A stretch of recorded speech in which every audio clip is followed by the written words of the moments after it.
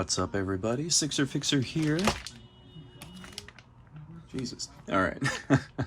What's going on, everybody?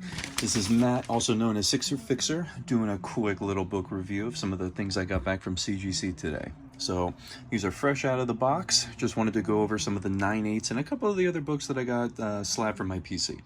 This one is the Silver Surfer second print. You can tell because of the embossed and black etching around the foil muscles and definition. Makes it stand out from the other ones, but it doesn't have the white stars lit up in the background like the third print does, which is the more popular one to get in the 9/8. I also sent one of those. It did not come back in 9/8. Anyway, let's put that one off to the side. Quick sales data recap on that one for the second print in a 9/8. It actually retails for about $110 to $99. I have this one respectively priced at about $125, considering some of the last current sales had this book trending, kind of going down, but some instances of it spiking up to about $123. All right, next book up we have is everyone's favorite. This is the Spider-Man McFarlane Gold Cover Edition. This came out in a 9/8 custom label. Couldn't resist on that one. This thing's beautiful. Just came out perfect. I couldn't have asked for a better job on this one. I cleaned and pressed this one myself. It came straight out of the pack and right to CGC.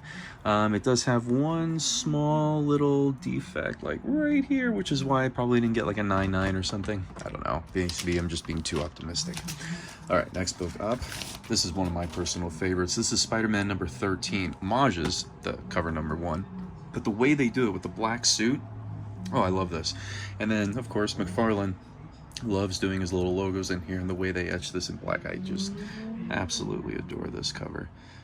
Custom label. I thought about doing the black suit Spider-Man on this one. I vacillated back and forth, and I think I was going to do the black suit Spider-Man. I just forgot to put that in the box or change it. So I think when I do resubmit another one of these, I will definitely get the black suit Spider-Man label in there instead of just the classic. Anyway, not disappointed. Looks great. All right, next book up. This is the second printing of the Amazing Spider-Man 361. First appearance of Carnage. Oh God, this thing was just beautiful. I took a few of these out of the pack. This one was my biggest contender. I really liked the way this one had nice sharp corners, a little bit of splaying on the edge up here at the top. I don't know if you can really see that, but it's not too bad, but definitely things that keep it from getting, like, again, a 9/9, which I know is very hard to get, obviously, especially from books from this era. But I'm very happy with the way these came out. The next book up, this one's really cool. This is, of course, everybody's favorite, X-Men number 4, first appearance of Omega Red. I really like this cover because it's the standoff cover where you see his hand in the tentacle and you're like, what are they even facing? It's very menacing and maniacal.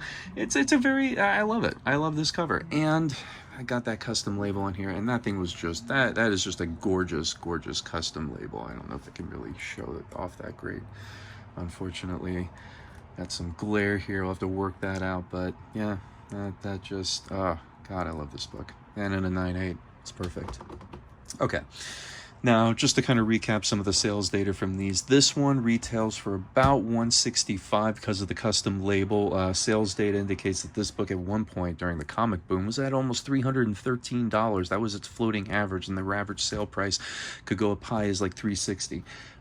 This book, however, I feel like somewhere between $123, $145 is the average going price. I just add a little bit extra because, again, custom label. If you want to resubmit a book, you have to pay extra money and all that kind of stuff. If you already had a 9/8, if you didn't, you still have to run the risk of getting it here. You already have that, so I figured it's worth the extra $10, $15.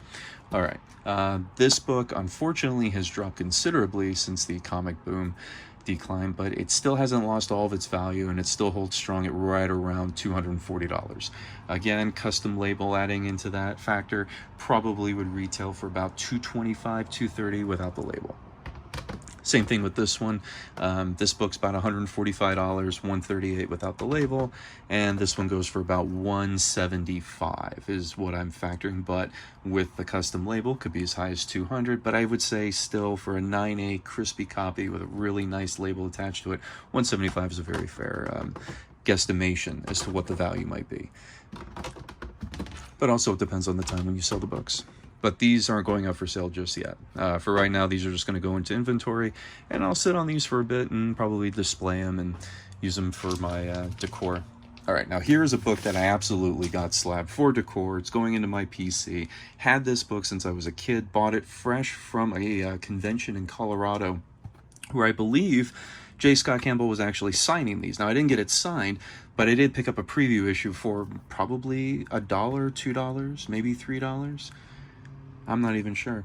It's been so long, but all I know is having it in a 9.8 puts this book right around $130, but $100 easy. But I'm not selling that. That's, again, PC book. Same thing with this one. This is another PC. In fact, I bought this at Frank & Sons probably 14 years ago, and got it for $40. I just thought it was great. Came with the COA.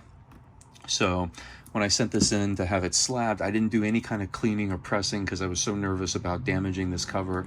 I noticed that there were a couple of ticks on it, but I said, F it. I just wanted it slabbed, even if it came back a 9.6 or a 9.4. I'm glad it came back a 9.6. Would have loved a 9.8, but not disappointed. All right. Second to last book. This one is a Whatnot exclusive. I actually got this from Davis Ryder. I bought this out of his personal collection. He had it on one of his auctions, I think back in December. And I want to say I paid like $60 for it, which was good at the time. It was like a $100 book. Unfortunately, with the current comic, decline, this book has dropped in value. I don't care though, because I got this primarily for my PC. That's why I got the custom label. Even if it was a 9.4, 9.2, or 9.0, I'd still be happy. I'm still going to display it. It's just a cool looking book. And I think that label just kind of makes this cover pop even more. So I can always improve it. I looked on it and I checked some of the spine wear and everything. And one of the ticks I think is correctable. The other one's color breaking. So I really feel like if I worked at it, I could get it to a 9.8, but I'm perfectly happy with it as a 9.6. All right. Here's the last book. Now this one's kind of weird because I've had this since it came out. I bought this back in 2011, right when this book first came out. I got it for $10. It was in really minty condition, so I was like really excited to send this to CGC, but I hung on to it for so long. And so recently, when I was doing my submissions, I said, let me just throw this one in there. Let's see what happens. And they had a custom label, and I wanted that Walking Dead custom label. It looked cool, and I thought, that's going to make the cover pop. Even though it's not a real Walking Dead #1, it's just a weekly. If I get that 9.8, I get that label, it'll make me feel good. So I got the book, I open it up, I go to check the label, and what is that? I don't know if that has anything to do with Walking Dead. I was like, maybe I made a mistake. Maybe I picked that, but no, I went back, I looked, I checked. I specifically selected Walking Dead, and it showed it, and it was like the montage of all of them all up in the front here, and they were all like pointing their guns out, like the stuff you see like in the compendium editions. And I thought, that's gonna look really cool. And then I got this, and so I had to look it up, and it has something to do with a signature series, but I don't understand what it is with doing on a blue label. But apparently it's a company that partnered up with CGC recently, and as of like last month or something, you can submit books and request this label. Basically, if it has something to do with them and them acquiring the book and getting it signed for you, and then they have to personally witness it.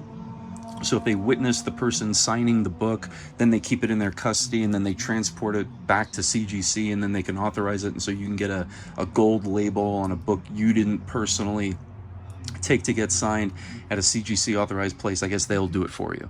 I don't know. I tried looking it up, and the stuff I read on it was a little vague, so I got to do more digging. But I'm a little disappointed. But it happens. But I'm happy I got a 9.8. And it's not bad. It's like it used to be a $100 book. I think it's dropped down to about $62. So, but I'm not going to sell it. It's going to stay in my PC. I just got to get that label sorted out. But yeah, so that's what I got. Thanks for watching. Appreciate it. Take care, everybody.